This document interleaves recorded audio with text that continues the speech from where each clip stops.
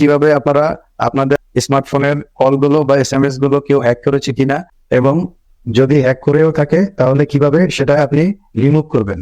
আপনারা আপনাদের ফোন থেকে ডায়াল প্যাডে চলে যাবেন, *62# তারপরে ডায়াল করে দিবেন।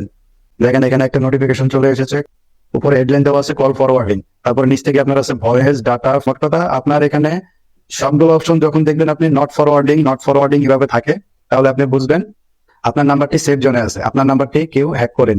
যদি কোনো নাম্বার শো হয় ফোন নাম্বারের মতো, তাহলে আপনি বুঝে নেবেন যে আপনার কলটা অন্য কারো কাছে চলে যাচ্ছে। তখন আপনি এটাকে রিমুভ করবেন কিভাবে?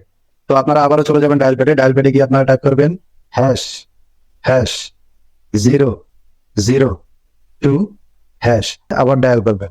এই যে দেখুন আমার এখানে একটি নোটিফিকেশন চলে এসেছে, call forwarding eraser was successful.